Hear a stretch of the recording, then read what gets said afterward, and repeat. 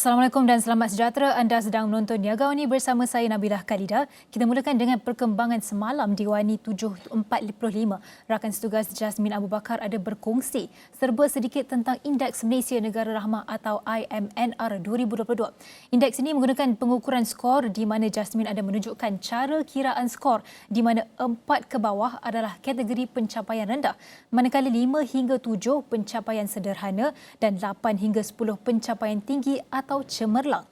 Dan kajian yang menggunakan skor itu mendapati pada kadar 6.47 atau kategori sederhana lebih tinggi sedikit berbanding IMNR 2021. Jadi data lebih terperinci rakan penyampai Nina Rosman ada laporannya. Silakan Nina.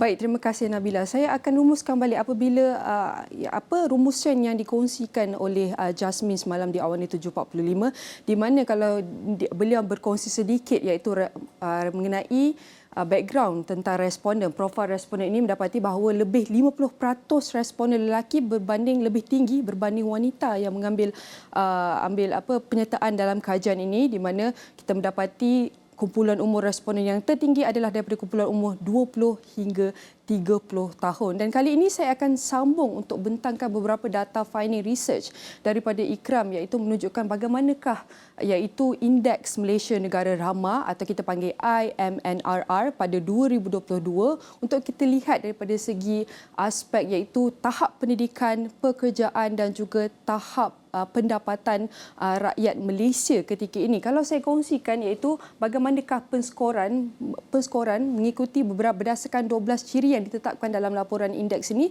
yang terbagi kepada beberapa kategori yang saya cakapkan sebentar tadi, iaitu pendidikan, iaitu pekerjaan dan juga tahap pendapatan. Ini adalah 3 perkara utama yang amat dekat dengan rakyat dan juga ekonomi negara yang saling kait rapat apabila bercakap mengenai perkara ini. Sudah tentu saya akan teruskan dengan penskoran pencapaian negara Rahmah yang apa yang dapat saya tunjukkan kepada anda. Ini adalah tahap pendidikan di sini. Tahap pendidikan yang terbagi kepada beberapa kategori di sini. Kita mempunyai SPM level, kita ada sarjana muda dengan sarjana PhD. Kalau saya dapat ringkaskan iaitu berdasarkan Nabila cakap tadi, indeks di sini menunjukkan skor indeks untuk tahap pendidikan yang tertinggi adalah diliputi oleh sarjana muda sebanyak 6.54 skor indeks ini yang tertinggi, manakala yang terendah dicapai oleh tahap pendidikan di SPM, SPVM dan O level sebanyak 6.27 skor. Tidak jauh beza, hanya sedikit, namun purata ini berada di tengah-tengah antara skor 1 hingga 10 menunjukkan tahap pendidikan yang terkawal pada ketika ini. Seterusnya, kalau kita lihat pekerjaan, di sini ada banyak pekerjaan. Kita mempunyai pekerjaan daripada JLC, pelajar, kerja sendiri. Di sini kalau kita nak teliti secara ringkas antara pekerjaan mempunyai skor indeks yang tertinggi iaitu skor cemerlang adalah pada purata 6.51 iaitu daripada pekerja, JLC dan juga pelajar. Manakala skor terendah tidak jauh bezanya iaitu 6.11 skor indeks untuk lain-lain. Manakala kalau kita nak teliti bagaimana pula pendapatan di sini ada banyak iaitu kumpulan jurang pendapatan yang kita dapat teliti manakah yang menerima skor tertinggi, iaitu pendapatan ada 2 jenis pendapatan daripada golongan kurang RM1,000 iaitu 6.59 skor indeks, termasuk juga dengan kurang RM7,000 hingga RM9,000 pendapatan yang mempunyai skor tertinggi yang sama, manakala skor terendah iaitu 6.26 mempunyai daripada pendapatan daripada RM9,000 hingga RM11,000.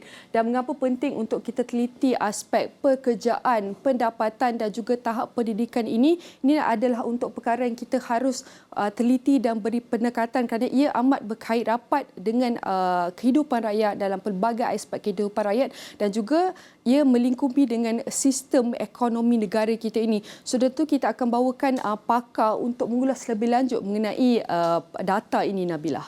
Terima kasih Nina. Jadi untuk mengulas lanjut sudah bersedia di Google Meet ialah pengarah projek IMNR 2022 Dr. Mustafa bin Din Subari. Selamat pagi. Selamat pagi. Assalamualaikum. Baik, Indeks Negara Rahmah dibentuk daripada 12 ciri negara rahmah. Pada pandangan peribadi, adakah wajar untuk mengukur tahap pencapaian Malaysia ke arah menjadi sebuah negara rahmah cukup berdasarkan 12 ciri ini atau perlu tambah lagi atau macam mana? Dan kenapa pentingnya kita tetapkan setiap ciri-ciri ini?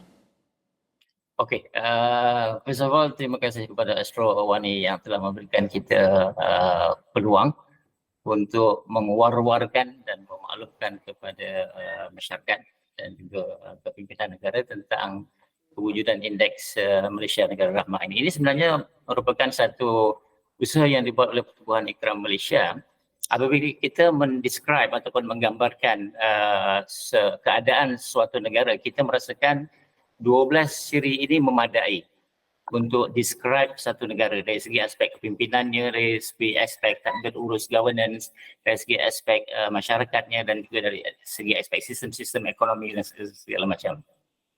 Sudah tentu 12 ciri ini bukan satu numbers yang mutlak. Kita masih lagi memikirkan apakah ciri-ciri lain yang seharusnya kita masukkan di dalam ciri ini untuk menjadikan dia satu ciri yang komplit untuk mendescribekan sebuah negara.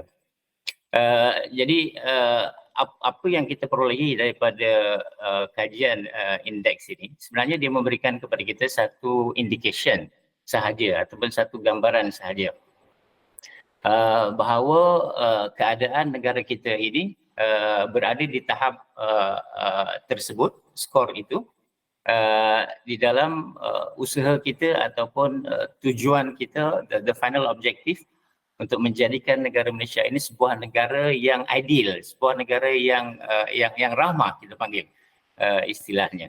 Di mana sebuah negara yang rahmah itu kita describekan melalui ciri-cirinya. Maksudnya dari segi kepimpinannya terbaik, dari segi tadbir urusnya juga terbaik, dari segi composition masyarakatnya juga terbaik dan dari segi sistem-sistem yang ada juga terbaik. Jadi itu hasrat kita. Jadi indications ini ataupun indikator ini, indeks ini sebenarnya hanya merupakan satu indications untuk menunjukkan bagaimana lagi kita harus memperbaiki ataupun build up our nations untuk kita mencapai kawasan yang kita impikan itu. Ya, itu saja. Baik, Dr. Mustafa, kita tahu IMNR ni, Indeks 2022 ini adalah untuk meninjau persepsi rakyat terhadap situasi kemajuan negara ini. Namun kita telah mendapat perekod 6.47 iaitu kategori sederhana. Nah, adakah menurut jangkaan doktor sendiri, adakah angka ini skor ini akan meningkat sedikit kerana kita sudah pun masuk fasa pemulihan dan sedang giat usaha sedang dijalankan. Pada pandangan doktor, adakah angka ini akan meningkat untuk tahun ini dan pada tahun-tahun yang akan datang? Dan kita nak tahu, selepas dah dapat angka ini, dah dapat rekod terbaru ni, what is the next step? Apa patut kita mulakan? Okey, alhamdulillah. Sebenarnya kita telah membuat kajian ini selama 2 tahun. So kita telah buat pada tahun lepas. Kita ada score index untuk tahun 2021 which is slightly lower daripada indeks yang kita dapat pada tahun 2022. Dulu kita skor 6.07, sekarang kita skor 6.4. Dulu 6.09, sekarang 6.47. Jadi maksudnya hampir half a point yang kita meningkat itu. Dan ini sebenarnya menunjukkan dan apabila kita melihat kepada setiap ciri-ciri, 12 ciri itu pun kita melihat pertambahan dari segi skor dia. Dan ini adalah merupakan indications yang positif terhadap pergerakan negara untuk menuju kepada full score nanti, insya-Allah. Dan kita melihat sebenarnya dari segi usaha-usaha yang dibuat oleh kerajaan semasa pun, especially dengan kerajaan perpaduan sekarang ini, ciri-ciri 12 itu diberikan penumpuan oleh kerajaan. Jadi dengan afirmatif yang sedemikian, kita yakin dan kita percaya sekiranya usaha ini berterusan, insya-Allah indeks kita untuk tahun-tahun ke hadapan, insya-Allah tahun ini mungkin kita akan buat lagi indeks itu. Dan kita yakin insya-Allah kita akan dapat mencapai perkembangan itu. Wallahualam tahun bila kita akan capai skor 10 itu, tapi we are progressing quite well towards that objective, insya-Allah. Baik doktor, kita nak tahu juga bagaimana tentang kita nak perlukan usaha kolektif daripada semua orang dalam masyarakat. Jadi bagaimana mungkin doktor boleh kongsikan semua pihak dapat bantu capai menjadi sebuah negara rahmah ni dalam masa akan datang? Betul. It is not a collection. It is not an initiative from one party only. Especially bukan sahaja kerajaan, tapi sudah tentu kita percaya usaha ataupun inisiatif daripada pihak kerajaan adalah usaha ataupun inisiatif yang utama. Tetapi usaha-usaha daripada pihak-pihak yang lain, contohnya daripada pihak kami sendiri, Pertubuhan Ikram sebagai sebuah NGO. Dan kita bersama dengan rakan-rakan kita di NGO yang lain dan juga di civil society, CSO, kita sentiasa memberikan sumbang saran kita dan juga contributions kita di dalam level ataupun tahap yang boleh dilaksanakan oleh sebuah NGO. Umpamanya kita dari awal kita position ourselves sebagai partner in nation building. Jadi maksudnya kita memang serius ingin membantu semua pihak yang berkepentingan, khususnya pihak kerajaan, untuk drive negara kita ini menjadi sebuah negara yang lebih baik. Jadi apa yang kita boleh buat antaranya ialah kita membuat kajian-kajian sedikit seperti indeks ini juga. Kita juga membuat kajian untuk indeks-indeks yang lain. Dan dapatan-dapatan daripada kajian ini kita utarakan ataupun kita persembahkan kepada pihak-pihak yang berkepentingan seperti pihak kerajaan. Dan hopefully dengan indikator-indikator yang kita ada ini, dia boleh memberikan satu perspektif kepada kerajaan. Contohnya, kalau kita melihat bahawa dalam aspek tadbir urus kita rendah berbanding dengan ciri-ciri yang lain. Jadi kita mengharapkan supaya kerajaan boleh memperbaiki aspek tadbir urus itu supaya dia menjadi lebih baik. Dan kami juga sebenarnya actively participating di dalam usaha-usaha yang lain seperti kita juga melakukan kerjasama dengan pihak-pihak agensi, kementerian dan juga pihak-pihak berkepentingan yang lain untuk melaksanakan inisiatif ataupun program-program yang mungkin berskala kecil tetapi yang kami percaya akan dapat memberikan sumbangan yang positif terhadap pembangunan ini, insya-Allah. Baik, sudah tentu kita perlu teliti usaha dan beri penekanan yang mantap agar kita dapat mencapai, agar Malaysia sendiri dapat mencapai sebuah negara ramah pada tahun 2023.